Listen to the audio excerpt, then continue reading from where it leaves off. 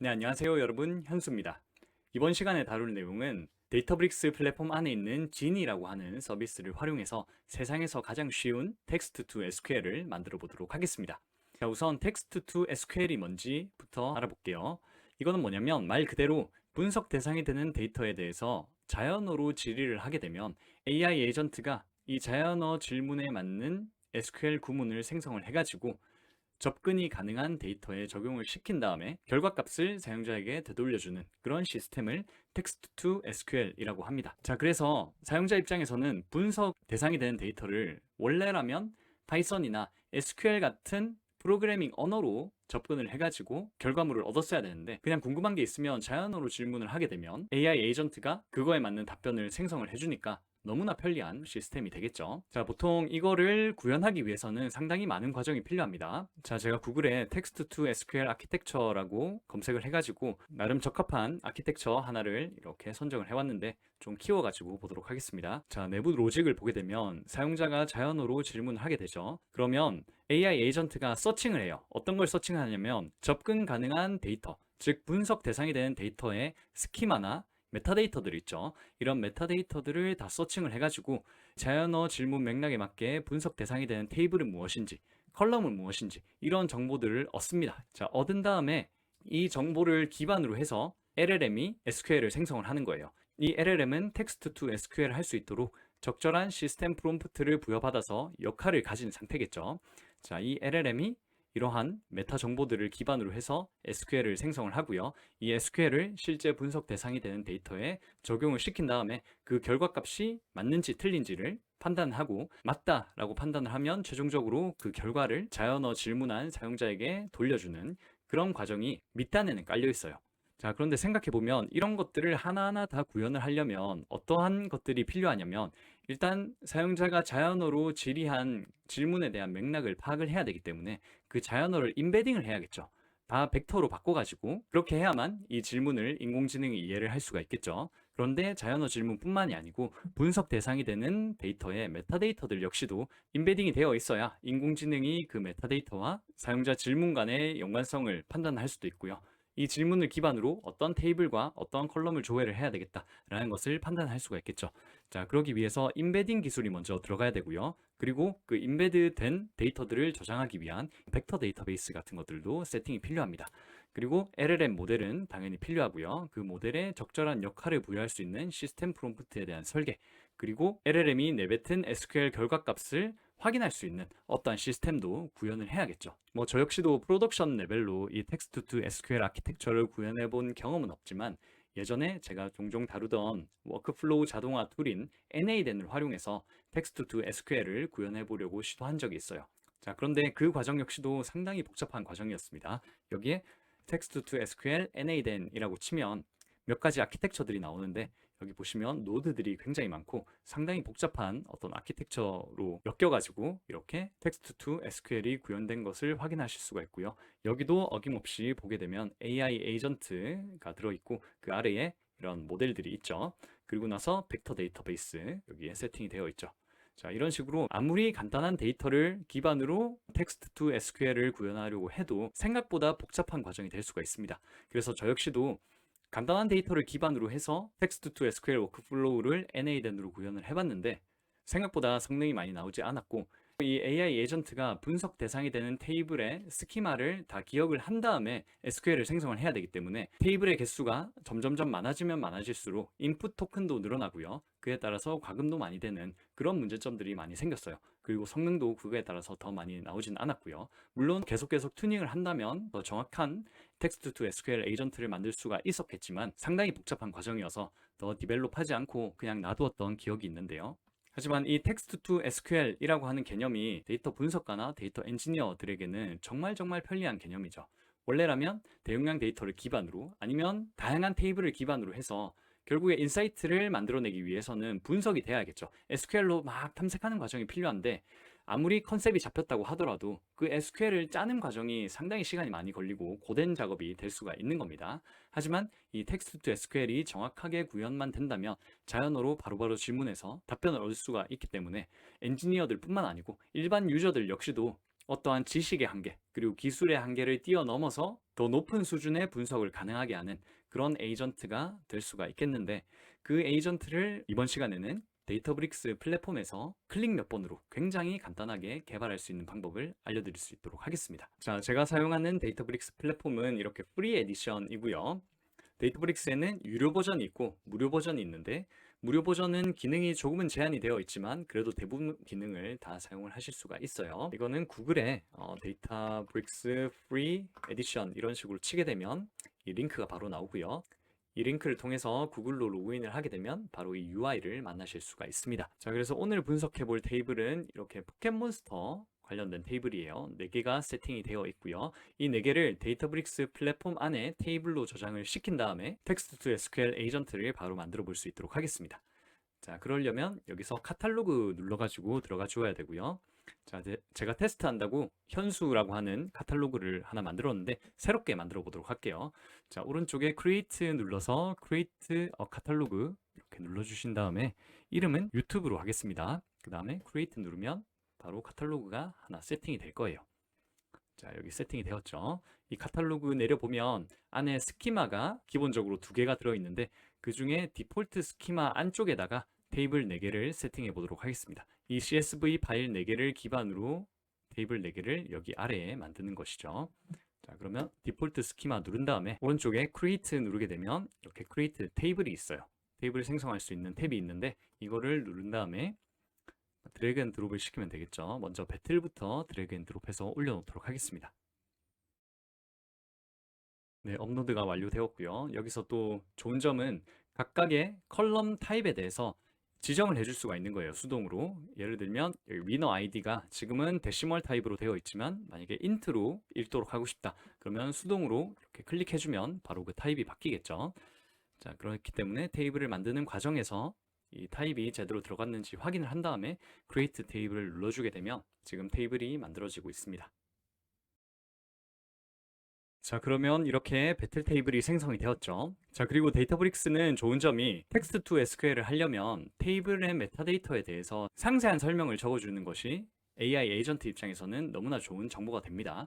그래서 뭐 컬럼 레벨이든지 아니면 최소한도 테이블 단위에서는 이 테이블이 어떠어떠한 성격을 가진 테이블이고 어떠한 데이터가 저장이 되어 있다라는 것을 메타데이터에 추가해 주는 것이 너무나 중요한데, 그 과정을 테이블 생성할 때 AI가 자동으로 해당 테이블의 컬럼과 데이터 내용을 파악해서 설명을 이런 식으로 자동으로 작성을 해주는 것이죠. AI가 작성한 초안을 바로 accept 할 수도 있고요. 아니면 입맛에 맞게 수정을 하실 수도 있겠죠. 저는 바로 accept 해가지고 등록해 주도록 하겠습니다. 그러면 이 배틀 테이블에 대한 AI가 생성해 준 설명이 이런 식으로 등록도 완료가 되었습니다. 자, 이 과정까지 하면 테이블 하나가 세팅이 된 거예요. 나머지 3개 테이블도 동일한 과정으로 세팅해 보도록 하겠습니다. 네, 이렇게 조금 전에 만든 유튜브 카탈로그 아래에 4가지 테이블이 세팅이 완료가 되었습니다. 그러면 데이터브릭스에 있는 이 지니라고 하는 서비스를 활용해서 이 4개 테이블에 대한 텍스트 투 SQL 에이전트를 바로 만들어 볼게요. 네, 지니를 클릭해 보도록 하겠습니다. 그 다음에 오른쪽에 New를 눌러서 자, 이렇게 누르게 되면 어떤 창이 뜨냐면, 자, 분석 대상이 되는 테이블을 선택하는 창이 뜹니다. 자, 저는 유튜브 카탈로그 아래에 디폴트 아래에 이 4가지 테이블을 선택을 할 거기 때문에 이렇게 선택을 한 다음에 create를 해주도록 하겠습니다. 자, 이런 식으로 텍스트 투 SQL 에이전트가 조회할 수 있는 데이터 자원으로 선택해 주는 것도 이렇게 클릭으로 굉장히 직관적이게 제공을 해주면 끝나는 거예요. 자, create 눌러볼게요. 자, 그러면 몇 초 지나지 않아서 이렇게 포켓몬 배틀 앤 트레이닝 애널리시스라고 해서 텍스트 투 SQL 에이전트가 생성이 되었고요. 여기에 자연어로 질문하게 되면 이 에이전트는 이 4개 테이블의 데이터와 정보를 기반으로 해서 SQL 구문을 생성을 하고 그 답변을 바로 저한테 던져주는 것이죠. 자, 그러면 간단한 질문 하나 해보도록 하겠습니다. 네, 첫 번째 질문은 포켓몬 각 타입의 수를 알려달라고 했습니다. 자, 이거를 바로 자연어로 던져볼게요. 자, 그러면 한 10초 정도 걸려가지고 답변이 생성이 되었는데, 이런 식으로 타입별 수는 총 18가지고 가장 많은 것은 물 타입이고 이런 식으로 쭉 나와줬어요. 자, 그래서 위에는 이런 식으로 정리 텍스트가 출력이 되었고요. 중간에는 이렇게 테이블이 생성이 되었죠. 그리고 타입과 저희가 원하는 이 카운트까지 보여주고 정렬까지 친절하게 내림차순으로 해서 보기 쉽게 출력해 준 것을 확인할 수가 있겠습니다. 또 추가적으로 이 그룹 바이 카운트에 대한 내용을 시각화해서 바 차트로 보여주는 것을 확인할 수가 있습니다. 자, 그런데 이렇게 결과만 보여주고 끝이 아니고 저희가 인터랙티브하게 여기서 수정도 가능합니다. 자, show 코드 눌러주게 되면 이 결과물을 생성하게 한 SQL 코드를 바로 볼 수가 있고요. 이 중에서 밑에 보면 디센딩으로 되어 있는데 반대로 어센딩으로 바꿔가지고 런을 해보도록 하겠습니다.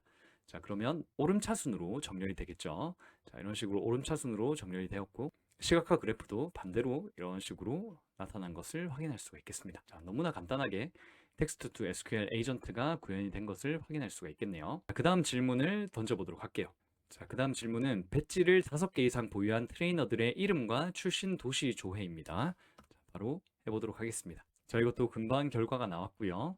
자, 5개 이상 보유한 트레이너들은 총 71명이고 도시는 굉장히 다양하다라고 합니다. 상당히 많네요. 그러면 여기서 바로 수정을 할 수가 있거든요. 5개 이상 말고 8개 이상으로 수정을 해서 바로 적용을 시켜 보도록 하겠습니다. 8개로 바로 수정을 해서 어플라이까지 눌러보게 되면 자, 이렇게 수정된 결과물이 나왔고요. 배지를 8개 이상 가지고 있는 트레이너는 총 18명이라는 것을 확인할 수가 있고 각각의 고향은 이런 식으로 나온다 라고 볼 수가 있겠네요. 자, 그래서 보통 텍스트 투 SQL 에이전트를 구현을 하게 되면 그냥 결과물만 보여주고 땡인 경우가 많은데 데이터브릭스 플랫폼의 지니를 사용하게 되면 이런 식으로 텍스트 투 SQL을 그냥 클릭 몇 번으로 구현할 수도 있지만 그 결과물을 기반으로 반응형으로 수정도 할 수가 있고요. 바로 코드도 볼 수가 있고 또 때에 따라서는 시각화 결과물까지 볼 수가 있는 등 굉장히 편리하게 데이터를 탐색할 수가 있겠죠. 자, 세 번째 질문은 조인이 필요한 요구사항을 던져보도록 하겠습니다. 자, 이번 질문은 배틀에서 가장 많이 이긴 트레이너의 이름과 승리 횟수를 알려달라라고 하는 겁니다. 저 역시도 이전에 이거는 SQL로 구현을 해봤었는데 배틀과 트레이너 이 두 개의 테이블을 필수적으로 조인을 해야만 얻을 수 있는 결과거든요. 자, 이것도 바로 질문을 해보도록 할게요. 네, 그러면 이렇게 답변이 나왔습니다. 가장 많이 이긴 트레이너는 호세며 승리 횟수는 17회입니다 라고 되어 있어요. 그런데 하나만 보기가 좀 아쉬우니까 쇼 코드 눌러가지고 리밋을 10으로 좀 늘려보도록 하겠습니다. 자, 그 다음에 run 눌러볼게요. 자, 그렇게 되면 호세뿐만 아니고 그 다음에 승리가 많은 트레이너들까지 쭉 볼 수가 있습니다. 자, 16번, 15번 이런 식으로 볼 수가 있죠. 그리고 내부적으로 코드를 보게 되면 이렇게 조인이 되었습니다. 배틀과 트레이너 이 두 개가 조인이 되어가지고 결과가 잘 얻어진 것을 확인할 수가 있겠네요.